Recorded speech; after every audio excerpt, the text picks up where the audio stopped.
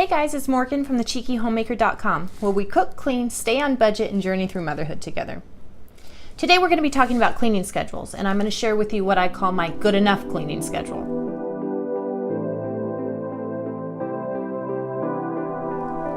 Now, I have been a pinner on Pinterest for quite a long time, and anybody who has been on there has most likely come across a cleaning schedule.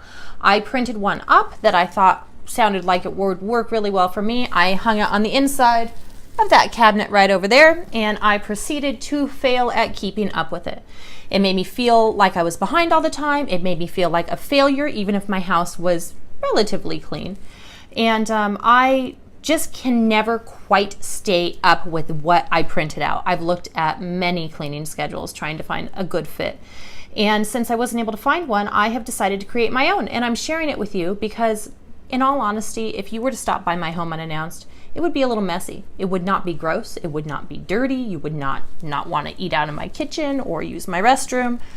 But there's probably going to be some toys out of place. I have a small house, so sometimes things that don't have a home take a few days to find a home. So when I am thinking about a cleaning schedule, I'm thinking about something that's reality-based. I don't want to spend all my time being a slave to my home. I want to spend my time with my children. And if my house is clean enough and good enough, that's good enough for me right now in this season of my life. So let's get started. Now, of course, there are things you need to do daily to keep up on things. And please excuse me looking down. I am looking at my laptop where I have my schedule here. I should mention that I'm including a free printable for you guys. I'll leave a link below so you can hop on over to the blog and print that out. And then you can place it inside your cabinet door and hopefully not feel like a failure with this one. Anyway, daily, you should make your beds. The reason is if you walk into a room and your bed is made, it looks so much more pulled together than if you walk into a room with a rumpled bed. Another thing is that so many cleaning schedules include is to do a load of laundry. And that is true. If you want to stay caught up on laundry, you either need to spend a full day doing laundry, which I would dread that day, so I don't want to do that to myself. I would probably never get all of it done in one day anyhow. Or you do a load a day.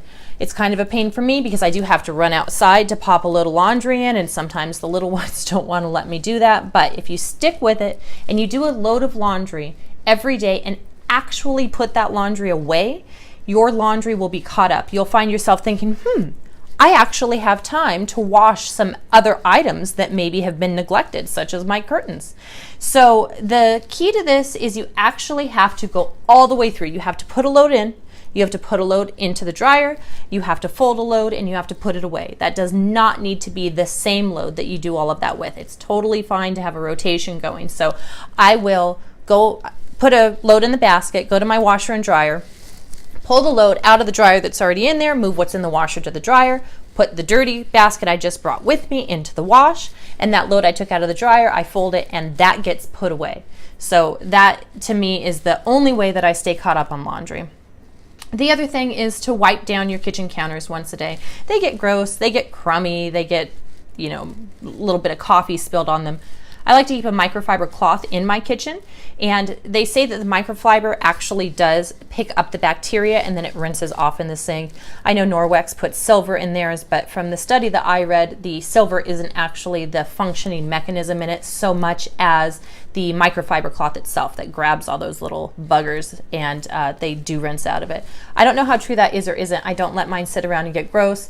You do need to make sure that you let it dry really well. You don't want to leave it in the sink where it keeps getting wet or it will mold. I learned that the hard way when it turned out my husband didn't really care if there was a rag sitting on the center of our old sink or not. He would wash his hands or the dishes right on top of it. Anyway, that's the easiest way to keep something handy. If you have a little spill, you just wipe it up right away. Things don't accumulate, they don't get gross. Next is, this is a big one. This really changed things for me. In the evening, after I put the kids to bed, I set a timer for 20 minutes. I do this every single night. And during that 20 minutes, I tidy up. So if it's things that belong in the children's rooms, I will leave little piles next to their door so that first thing in the morning, I end up just easily grabbing those few items and putting them away. I put the clean dishes away that are sitting in the kitchen. I do a quick dust mop of the floors if they need it on the hard surfaces. Whatever it is that's out that you're going to wake up in the morning and not think your house looks nice and tidy, those are the items that you want to tackle. When the 20 minutes are up, give yourself permission to stop. You know, you don't have to do an hour of tidying.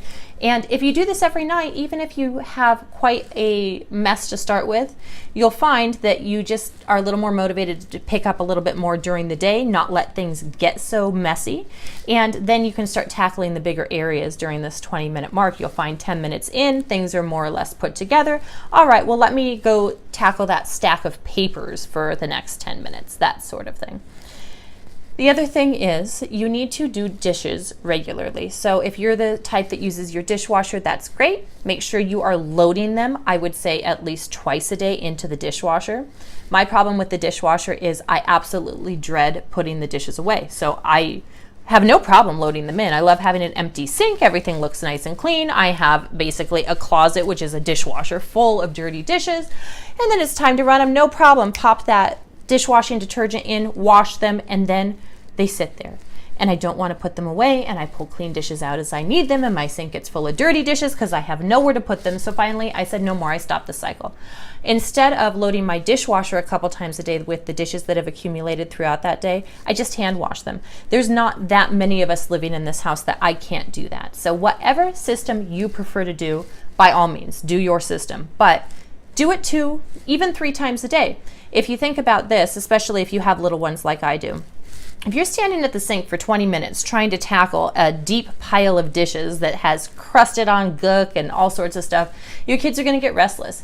But if you just finished serving everybody lunch and everybody took their dishes over, you're cleaning up, you take 5 minutes to just wash those dishes up very quickly and throw them in the drying rack, nobody's going to complain that much about that. I find it a lot easier with kids to get the dishes done this way too. And then the last thing is every 2 to 3 days, I would say, to dust mop the hard surfaces in your house. Now, a lot of people say do this every day. They say do it twice a day. I think that that's great. If you will actually do it, I think that's fantastic. But in an effort to not set ourselves up for failure, in all reality, if my list says to do it every day, I do it every other day or maybe every 3 days when it comes to something that I look and I think, you know what, it doesn't seem like it really needs to be done, so I'm going to skip it. So I say dust mop every 2 to 3 days. Do whatever keeps your floor where it's not getting your socks dirty. But yeah, I don't think it needs to happen every day if things aren't getting tracked in. Another thing that can really help keep your floors more clean is if you keep the outside area, wherever that main entrance to your house is. I have 2 of them. If you keep that area well swept or even hosed down, when it starts getting really dirty out there, that keeps your interior a lot cleaner. So that's a big tip I have for you. Now, the next thing we're going to get into are the things that you need to do weekly. So for weekly chores, some of them I believe do need to be done every single week. Others I feel can be done every other week. So I actually broke the weekly chores up into an odds and an evens category, and you will see this on the printable that I'm going to give for you. The left column says odds, the right column says evens. So week 1 of a month, you do odds. Week 2 of that month, you do evens, and back and forth like that. Now, if you have a 5-week month, you might want to spend the last week just kind of picking and choosing the areas that need more attention from the odds or the evens category, because otherwise week 5 will be an odd number, and then week 1 of the following month will also be an odd number. So everything will be back to back. So just use your own discretion for that. But on Mondays, you will either do grocery shopping and cleaning your junk out of your car, purse, and diaper bag. So the car, purse, and diaper bag is an every other week situation, and really it just keeps it from not being a long project. It just takes a few minutes if you stay on top of it. But if I put that on my list every week, I think it can wait, and I don't really do it every week. So I thought I would just put it on there every other week. Now, the evens Monday, you're still going to do the grocery shopping on Monday, but I also like to pick up any clutter that's accumulated and wipe down my outdoor living spaces. So again, that's something that I just don't think has to be done every week. It depends on where you live. It depends on how much you're using your outdoor space and how dirty it's getting in between. But I would imagine if you're living somewhere where there's so much weather that your outdoor living spaces are getting really dirty, so they need to be minded more than every other week, then you're probably not using the outdoor living space that much because of all that weather making them so dirty. So Oh, and the other thing is, you don't have to do my Mondays on Mondays and my Tuesdays on Tuesdays. This is what works for me. Feel free to completely reorder the days if this doesn't work for you. If you like to grocery shop on Thursday, by all means, do that. Just move the things on Thursday to a different day and adjust everything. You can just cross out the days of the week and write down which days you think suits you better. So for my Tuesdays, every Tuesday I dust and vacuum. But for my odds Tuesdays, I like to do one monthly or seasonal item. So we'll get into those in a few minutes. It's basically a rotation of items that don't need to be done quite as frequently. So I use the opportunity to pick one of those items to do on that day. The Evens Tuesday, you still dust and vacuum, but then you also purge or declutter one area. So that can mean a pile of papers that needs your attention and needs to be sorted through and, gotten rid of or filed or bills paid or whatever it may be. It could be a closet that is getting out of control, or it could even be thinking, okay, you know what? I feel like this whole back area of my kitchen, I don't use anything in those cabinets, so I'm going to donate those items, and you go through those items. It just gives you the opportunity to fit that into your standard cleaning routine instead of having that be an extra thing you need to do, because let's face it, a lot of times the extra things that we need to do, we never really have the time for, and they don't get done. Next day, Wednesday. We pay bills on Wednesday, and then also on the odds Wednesday, I handle paperwork. So the massive paper pile that needs a lot of attention, that might be a purge or declutter situation, but any little things that have accumulated that need to be filled out or filed that are just, a couple things sitting around, that's when I handle that paperwork. And then on the Evens day, we actually handle the inbox. When I say handle inboxes, I mean actually delete those emails, make digital files and file those emails so that when you look at your inbox, instead of having 20 emails where you feel like there's some important things down there, but you're not really sure what they are, and then when you scroll back through, you're like, oh wow, these are all expired Vons coupons for delivery. I only needed to keep the newest one that I got 2 days ago, and I have them for the past 3 months. In all honesty. Now for Thursdays, the odds week, we deep clean the bathrooms. Depending on how many bathrooms you have, that can end up being quite a large project. So that is, of course, sanitizing everything, but it's also making sure you're really scrubbing those tubs, you're dusting, the ledge of the windowsill in the shower, picking up all the shampoo bottles and wiping all of that stuff down, and making sure the light fixtures are cleaned, all that good stuff. The Evens Thursdays, we just do a quick bathroom clean. So only every other week are we really getting in there with the bathroom, but we are sanitizing in between. Now, that's not to say you only sanitize once a week. I keep a bottle of hydrogen peroxide, which I tend to use in place of bleach, in my medicine cabinet in each of my bathrooms so that I can do a quick spray down of anything that's getting a little bit funky. But make sure you just do a quick disinfect. So light switches, doorknobs, the toilet, of course, the sink handles, wipe down the countertops kind of thing. And then on the Thursday that we are doing just the quick bathroom sanitize, then we do a monthly or seasonal item, which again we'll be discussing in a minute. But so we had a monthly or seasonal item on Tuesdays in the odds category. So then on our evens weeks, we actually do that item on Thursdays. So that way we are doing once a week a monthly/seasonal item. And you'll see why. Now Fridays, on the odds Friday, we change the bed linens. Again, depending on how many bedrooms you have, it could be a larger project than others. I don't have that many sets of linens to change, but it is the kind of thing that just kind of gets away from me if I don't dedicate some time to do it. And I know that a lot of people like to do that once a week. I also like to do that once a week, but I don't get to it once a week. I wish I did. If you think I'm gross, I'm sorry. I don't think it's that gross. Now on the Evens Fridays, we mop. So all of your hard floors that need mopping, you mop them. And that takes a lot of time and effort. So that is the only thing we do on the Evens Friday. Now Saturday. Saturday's kind of a catch-up day. So on the odd Saturday, we do our daily chores and we play catch-up on anything we may have not quite accomplished during the week. If you had a full day out of the house, sometimes that happens. And then we also purge or declutter one area. So it's your Saturday. You can kind of see that as a day off and take on a smaller purge declutter area, or you can take on a big project because you do have the whole day to deal with it. Whatever works better for you. And I actually have the exact same for the Evens Saturday. So again, daily chores, play catch up, and then purge and declutter one area. Sunday, I have the grocery list for the coming week. So I don't make a list of the staples that I need to pick up at the grocery store in order to feel like I can accomplish that throughout the week, or if there is something specific I want to make, I put those down on the list so that I'm ready for my grocery shopping the next day on Monday.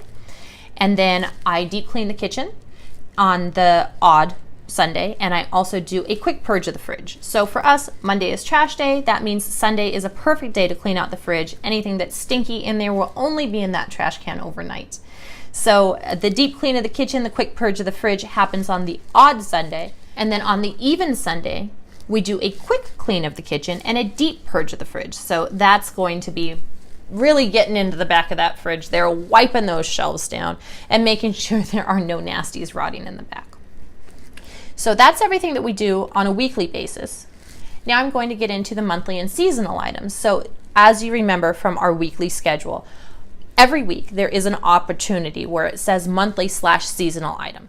So assuming that there are 4 to 5 weeks in the month, the first week of the month, we call week 1 obviously, and we clean the inside of our kitchen appliances, so the microwave, if the oven's gotten funky, if you have a toaster oven, my toaster oven gets really funky really quick, and then also the fridge. If you haven't really gotten in there when you're doing the deep purge, make sure that's another opportunity to get that fridge cleaned out. And then I also disinfect my garbage cans that day. Honestly, I do it more often than that. A lot of times I'm emptying the trash, I spritz them down with some hydrogen peroxide. I also keep one in the kitchen and I wipe that out and, call it a day. But once a month when I do this disinfect garbage cans, I tend to even sun them if it's sunny out. So I will wipe them down with the hydrogen peroxide and sometimes just put them out in the sun because they're plastic and they get a little bit smelly over time no matter how much I keep up on it. Now week 2, we wipe down the smudges on the walls and the doors, anything that has fingerprints on it, basically wipe down. And then I also clean out the medicine cabinets. So of course, clean out the medicine cabinets means get rid of any expired medicines, but we're doing this monthly, so there's probably not that much of that needs addressing. It's more that those shelves get funky, so I'll pull everything out and give it a wipe down. And Week 3, I do a good sweep and or wash of my outdoor living space. So as I was saying, that helps keep your interior floors so much cleaner when your exterior area doesn't have as much dirt to track in. It makes a lot of sense, but it's something that's very easily forgotten. So we are in Southern California. We live in a constant state of drought. So I try not to hose down outside any more than absolutely necessary. Honestly, a full hose down only probably happens a couple times a year because I feel so guilty using the water. But my gardeners blow most of the area out with their leaf blower. I get out there with a broom and sweep things off. Sometimes I will spot spray just a certain area. So just whatever you need to do to keep it clean, we do that once a month, more of a deep clean than just the quick pick up and wipe down that we do weekly or bi-weekly, I guess, for our outdoor living space. Now, weeks 4 and 5 are seasonal items. So once a month, for sure, we're doing a seasonal item on the 4th week. And then in a 5-week month, we actually do 2 seasonal items. So the seasonal items go on a rotation.